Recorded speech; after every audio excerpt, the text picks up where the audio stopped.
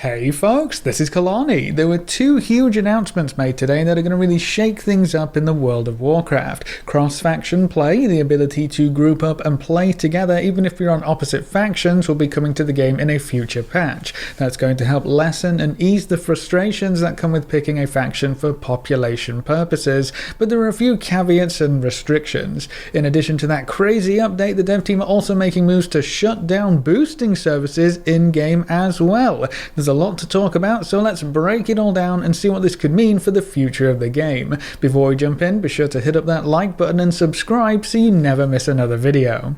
Let's kick things off with the cross-faction play announcement, because this is going to be absolutely massive moving forward. The blue post that announced this change reads, I am pleased to announce that we are working on adding the ability for Alliance and Horde players to form pre-made parties together for dungeons, raids, and rated PvP. There have been 2 decades worth of code and content crafted with the assumption that parties can only have players of a single faction, and while we want to make this feature available as soon as possible, the extent of the change means it couldn't be ready in time for the upcoming Eternity's End content update. Instead, we are planning to test and release it as part of a subsequent 9.2.5 update. We're eager to hear your feedback about the details we're sharing today and on the details of our implementation when this feature becomes available to the public test realm following the release of Eternity's End. So Alliance and Horde players will be able to group up in specific cases, mostly instance content, and play together as if they were on the same faction. Those faction divide walls have been brought down bit by bit, and honestly I think this is a great way to start. Depending on how this plays out, it might not even need to go any further. The post specifically mentions dungeons, raids, and rated PvP, and it seems that pre-made parties are part of the key as well. So if you have your group and you're ready to go into whatever content you're wanting to run, it doesn't really matter if you're Horde or Alliance anymore. You can just group up with whoever you want and run the content that you want. That sounds pretty awesome. This snippet also gave us a bit of a working timeline. This feature will not make it into the game before patch 9.2, but will instead be part of a subsequent update in patch 9.2.5. That also tells us that we are for sure getting another patch after 9.2, even if it is just a small quality of life update with this massive new way to play the game included. But even though you're going to be able to play together in some types of content, that doesn't mean the factions are being removed entirely. Here's how things are going to work as it stands right now. Players will be able to directly invite members of the opposite faction to a party if you have a battle tag or real ID friendship, or if you are members of a cross-faction WoW community. Pre-made groups in the group finder listings for mythic dungeons, raids, or rated arena/RBGs will be open to applicants of both factions, though the group leader may choose to restrict the listing to same faction applicants if they so choose. Guilds will remain single faction, and random match-made activities like heroic dungeons, skirmishes, or random battlegrounds will all remain same faction, because there is less faction-driven pressure around random groups, and to avoid compromising the opt-in nature of the feature by randomly placing a queuing orc in a group with a night elf. So direct invites or group finder groups should work for most types of content, but if you have to queue into something like a random dungeon or looking for raid or a random battleground, that's not going to work. The old faction restrictions will remain in place for any queued content, which kind of makes sense I guess, especially with the whole opt-in thing. Having the ability to group cross-faction for most pre-made group content is a huge bonus going forward, and there are probably a whole bunch of technical limitations with anything you have to queue for anyway.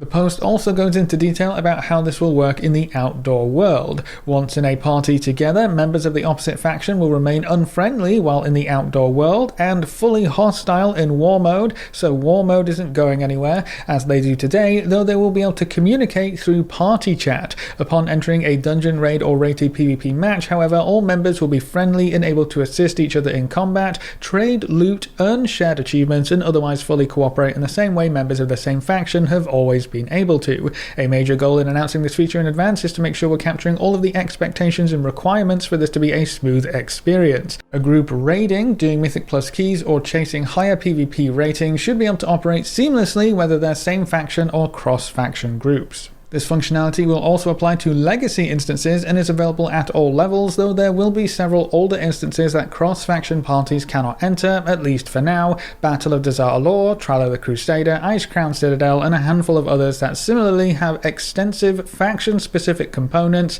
that will have to be reworked to support cross-faction parties. So this should also apply to any content that you can walk into, providing it doesn't have some weird faction-distinctive content involved. So even though you can't queue into random heroic heroic dungeons, you can probably walk into heroic dungeons with a cross-faction group. That's an important distinction and could be very useful as we head into a new expansion. It does seem like the dev team wants to preserve some distinctions here. You won't be able to quest together, you'll still compete for monsters and won't share any progress in the outdoor world, you'll still be unfriendly in the general world as well, you won't be able to visit the other factions' capital cities, and so on and so forth. All of the actual cross-faction gameplay is going to be limited to instanced content. It also looks like cross-faction guilds will not be introduced with this update, so you'll either have to add players to your friends list or join or create a Battle.net community to keep track of your cross-faction friends. That's not the most ideal thing in the world, but it seems like the dev team wants to start kinda small. I don't think that all instance content being available to cross-faction gameplay is small, but it's definitely smaller than destroying the faction boundaries entirely. There's also a lot of choice given to players as it is right now.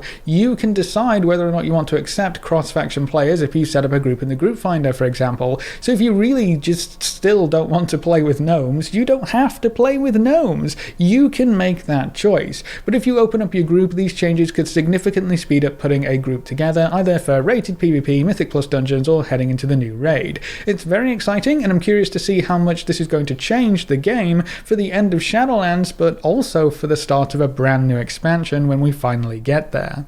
Before we move on, this could also be huge for players who might be thinking of making the big faction move for gameplay reasons, maybe to join a better raiding guild or a guild more focused on pushing Mythic Plus keys, but with the faction restrictions in place, those players would have to make the leap of a faction transfer to even get started on that process. Faction transfers aren't cheap. That's a decent investment for something you have no idea if it's going to pay off, or if you're just going to head back to the faction you came from, paying the bill once more on the way back. Now, if you're an Alliance player, for example, and you want to see if raiding could be better on the Horde side, you can actually trial with some Horde guilds without any other investment involved. The same goes for anyone wanting to move faction for any reason really. PvP, Mythic Plus, Mythic Raiding, you can test the waters out with a potential guild or group of players before getting your wallet out, which is definitely going to be a big quality of life change. And hey, at the end of the day, if you like playing with those players and they're okay with you staying on Alliance, you wouldn't even then have to make a faction transfer, so you'd save some money too. That's not the only huge announcement this week. The dev team also posted about an update to their policies regarding boosting services in-game. You better strap in for this one because it's a doozy.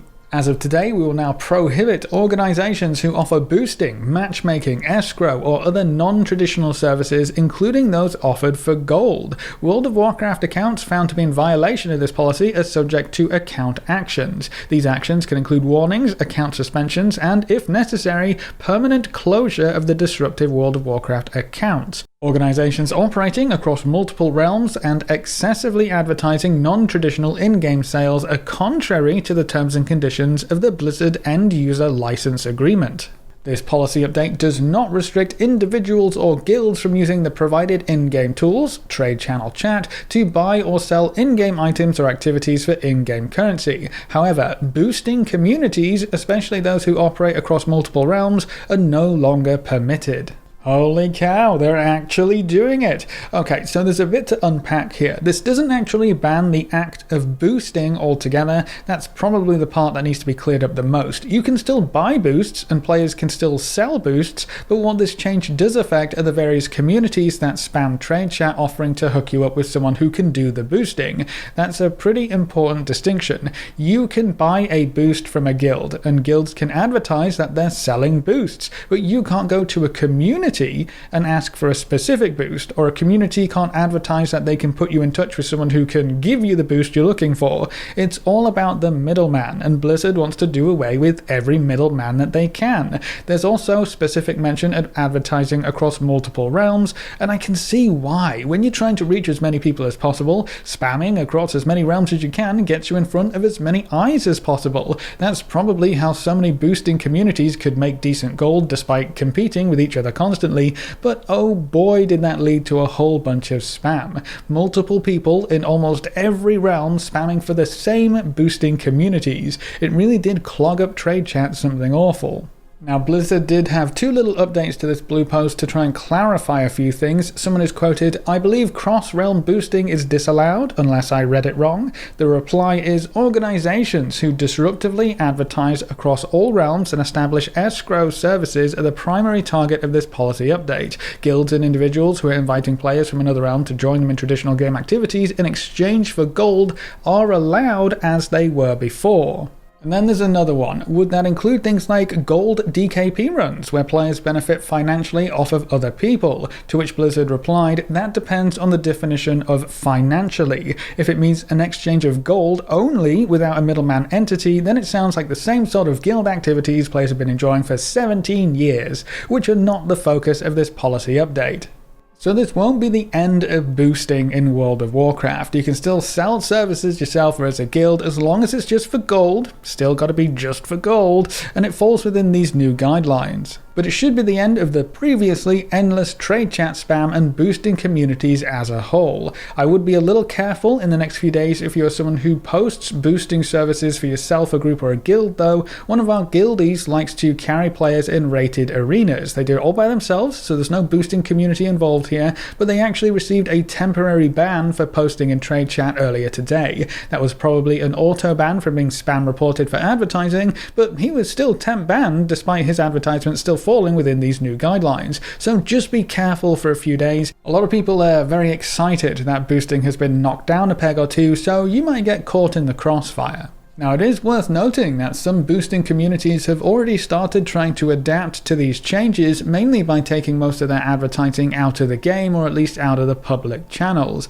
They're also working on more of a you ask us rather than we ask you kind of deal. So players who still want to find specific boosts can do so. Players are asking for specific things in the same booster service discords, and then they're getting hooked up with guilds who can still offer those services. So the communities might actually try and stick around and get around all of this, but they can't advertise, which means our channels should stay clearer, and they're actually against the TOS now, so if they do continue, they'll be under the constant threat of being banned and having all of their gold wiped out. There's also the potential for players using boosting communities to have their own accounts actioned, which might deter players from reaching out to those communities for services as well. I guess we're back to the more intimate days of having to ask a guild or group of players directly for boosts, but we'll just have to wait and see how it all pans out. I would love to see the number of players who got boosted in various types of content before these changes and after these changes. I wonder if less players will be interested in this kind of thing now that it's going to require more effort and more time to find the appropriate boost you want from a source you can trust to get the job done. It's going to be a fun few weeks as the dust settles. But that's it for this video. What do you think of cross-faction play actually being introduced to the game? Is this something you're excited for and can get behind, or do you think it's going to dilute some of the Warcraft essence, or should they go even further and just tear down the entire faction divide? How do you feel about boosting communities being prohibited and having a readable trade chat once again? Leave all your thoughts in the comment section below. A big thank you to all of our supporters over on Patreon and to everyone who's subscribed on Twitch. You can see their names floating by on screen. If you want to see more videos like this, make sure to subscribe and ring that notification bell so you never miss another video. Thanks for watching, folks. Good luck and have fun, and as always, I will see you next time.